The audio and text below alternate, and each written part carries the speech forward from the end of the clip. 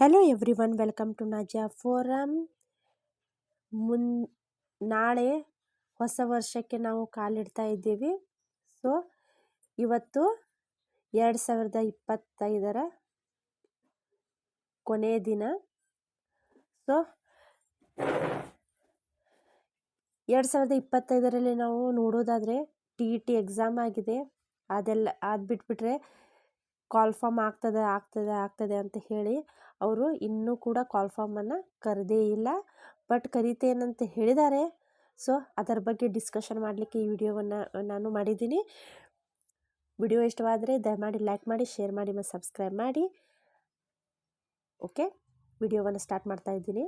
So ನಿಮಗೆಲ್ಲ ಗೊತ್ತಿರುವ ಹಾಗೆ 2026ರಲ್ಲಿ ಕಾಲ್ಫಾರ್ಮ್ ಆಗ್ತದೆ ಅಂತ ಹೇಳ್ತಾ ಇದ್ದಾರೆ.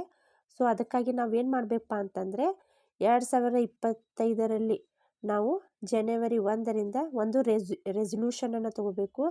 ನಮ್ಮನ್ನು ನಾವೇನು ಮಾಡಬೇಕು, ಬದಲಾವಣೆಯನ್ನು ಮಾಡ್ಕೋಬೇಕು.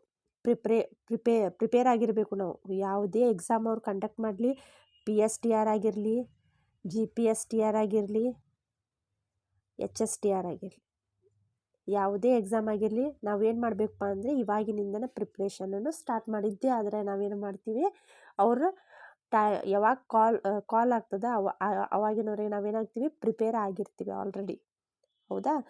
ಸೊ ಇಲ್ಲಿ ಈ ಎಲ್ಲ ಎಕ್ಸಾಮ್ನಲ್ಲಿ ನೀವು ಹೇಳಬೇಕಪ್ಪ ಅಂತಂದರೆ ಹೆಚ್ಚಿನ ಚಾನ್ಸ್ ಇರೋದು PSTRದವ್ರಿಗೆ. PSTRದವ್ರಿಗೆ ಈ ಸಲ ಬಹಳಷ್ಟು ಚಾನ್ಸ್ ಇದೆ. ಯಾಕಂದರೆ ಸುಮಾರು ವರ್ಷ ಆಯಿತು ಅವ್ರಿಗೆ ಕಾಲ್ಫಾರ್ಮ್ ಆಗೇ ಇಲ್ಲ. ಸೊ ಇವಾಗ ಬಹಳಷ್ಟು ಚಾನ್ಸ್ ಇದೆ PSTRದವ್ರಿಗೆ. GPSTR ಅವರು 100, 200 ಅಷ್ಟೇ ಕಾಲ್ಫಾರ್ಮ್ ಆಗ್ತವೆ. ಇನ್ನು ಮುಂದೆ ಚಾನ್ಸಸ್ ಬಹಳಷ್ಟು ಕಡಿಮೆ ಇದೆ. ನಾವು ಓಪನ್ ಆಗಿ ಹೇಳಬೇಕಪ್ಪ ಅಂತಂದರೆ HSTR ಸ್ವಲ್ಪ ಚಾನ್ಸಸ್ ಅದಾವೆ. ಬಟ್ ಗೋರ್ಮೆಂಟ್ದವರು ಅದನ್ನೇನು ಮಾಡ್ತಾರಪ್ಪ ಅಂತಂದರೆ ಅದನ್ನು ಹಿಂದೆ ಹಾಕ್ತಾ ಬಂದಿದ್ದಾರೆ. ಹಿಂದೆ 2015ರಲ್ಲಿ ಆಗಿತ್ತು ಎಕ್ಸಾಮ್. ಅದು ಬಿಟ್ಬಿಟ್ರೆ ಇನ್ನೂವರೆಗೂ ಕೂಡ ಎಕ್ಸಾಮ್ ಆಗೇ ಇಲ್ಲ. HSTR ಎಕ್ಸಾಮು ವೇಕೆನ್ಸಿ ಹಾಗೆ ಉಳಿತಾ ಬಂದಿವೆ. ಬಟ್ ಇವಾಗ ಕಾಲ್ಫಾರ್ಮ್ ಆಗ್ತದೆ ಅಂತ ಹೇಳಿದ್ದಾರೆ. ಬಟ್ HSTR ಒಂದು ಡೌಟ್ ಏನಪ್ಪ ಅಂತಂದರೆ ಎಲ್ಲರೂ ಕೇಳ್ತಾ ಇದ್ದಾರೆ ನನಗೆ, HSTRನಲ್ಲಿ TET ಕರೀತಾರಾ, HSTRನಲ್ಲಿ ಮಾಸ್ಟರ್ ಡಿಗ್ರಿ MSc ಇರ್ಬೋದು, MA ಇರ್ಬೋದು, ಮಾಸ್ಟರ್ ಡಿಗ್ರಿಯನ್ನು ಬೇಡ್ತಾರಾ ಅಂತ ಬಹಳಷ್ಟು ಮಂದಿಗೆ ಅದು ಡೌಟ್ ಇದೆ. ಬಟ್ ನನಗನಿಸಿದ ಮಟ್ಟಿಗೆ 99% ಅವರು HSTR ಎಕ್ಸಾಮನ್ನು ಆ್ಯಸ್ ಇಟ್ ಈಸ್ ಕಂಡಕ್ಟ್ ಮಾಡ್ತಾರೆ. ಯಾವ ರೀತಿ 2015ರಲ್ಲಿ ತೊಗೊಂಡಿದ್ರು ಬೇಸ್ಡ್ ಆನ್ MCQ, ಅದೇ ರೀತಿ ಎಕ್ಸಾಮನ್ನು ಇಲ್ಲಿ ಕೂಡ ತಗೊಳ್ಳುವಂಥ ಚಾನ್ಸಸ್ಸು ಬಹಳಷ್ಟಿದೆ. ಹೌದಾ? ಅವರು TET ಮಾಡಬೇಕಪ್ಪ ಅಂತಂದರೆ ಹೋದ ಸಲ ಆದ TETಯಲ್ಲೂ ಕೂಡ ಇನ್ಕ್ಲೂಡ್ ಮಾಡಬಹುದಾಗಿತ್ತು ಅವರು. ಬಟ್ ಅದನ್ನು ಮಾಡಿಲ್ಲ ಅವರು. ಸೊ ಈಗ ನೆಕ್ಸ್ಟ್ ವೇಟ್ ಮಾಡಲ್ಲ ಅವರು. TET ಅಂತೂ ಅವರು ತೆಗೆದುಕೊಳ್ಳಲ್ಲ. ಬಟ್ ಮಾಸ್ಟರ್ ಡಿಗ್ರಿ ಅಂತ ಅವರು ಕರೆಯುವಂಥ ಚಾನ್ಸಸ್ಗಳು ಬಹಳಷ್ಟು ಕಡಿಮೆ ಅದಾವೆ. ಸೊ ಇವಾಗ ನಾವು ಹೋಪನ್ನು ಕಳೆದುಕೊಳ್ಳೋದು ಬೇಡ. ನ್ಯೂ ಇಯರ್ಗೆ ನಾವೇನು ಮಾಡೋಣ, ಹೊಸ ದೃಷ್ಟಿಕೋನದಿಂದ, ಹೊಸ ಯೋಚನೆಗಳಿಂದ ನಾವೇನು ಮಾಡೋಣ, ಹೆಜ್ಜೆಯನ್ನು ಹಾಕೋಣ ಅಂತ ಹೇಳಿ ನಾವೇನು ಮಾಡೋಣ, ಎಕ್ಸಾಮ್ಗೆ ಪ್ರಿಪೇರ್ ಆಗುವತ್ತ ನಾವೇನು ಮಾಡಬೇಕು, ದೃಷ್ಟಿಕೋನವನ್ನು ಹರಿಸಬೇಕು. ಹೌದಾ? ಯಾವುದೇ ನೆಗೆಟಿವ್ ಥಿಂಕಿಂಗನ್ನು ಮಾಡಬಾರ್ದು. ಪಾಸಿಟಿವ್ ಆಗಿರಬೇಕು. ಫಸ್ಟ್ ಆಫ್ ಆಲ್ ಪಾಸಿಟಿವ್ ಆಗಿರಬೇಕು.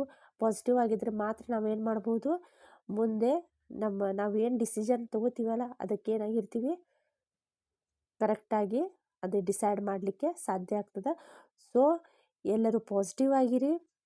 ಹೊಸ ರೆಸಲ್ಯೂಷನನ್ನು ತೆಗೆದುಕೊಳ್ಳಿ. Okay, all the best. ಹೌದಾ? ನ್ಯೂ ಇಯರ್ ಎಲ್ಲರಿಗೂ ನಿಮಗೆ ಶುಭವಾಗಲಿ ಅಂತ ಹೇಳ್ತಾ ಈ ವಿಡಿಯೋವನ್ನು ಇಲ್ಲಿಗೆ ಎಂಡ್ ಮಾಡ್ತಾ ಇದ್ದೀನಿ. ಸೊ ನಿಮಗೆ ಇನ್ಫಾರ್ಮೇಷನ್ ಏನಪ್ಪ ಅಂತಂದರೆ PSTR, GPSTR, HSTR ಕಾಲ್ಫಾರ್ಮ್ ಆಗ್ತಾವಂತ ಹೇಳಿದ್ದಾರೆ. ಸೊ ಆಗೋಕ್ಕಿಂತ ಮೊದಲು ನಾವೇನು ಮಾಡಬೇಕು, ಪ್ರಿಪ್ರೇಷನನ್ನು ಸ್ಟಾರ್ಟ್ ಮಾಡಬೇಕು. ನಮ್ಮ ಹತ್ರ ಮಟೀರಿಯಲ್ಸ್ ಇರಬೇಕು.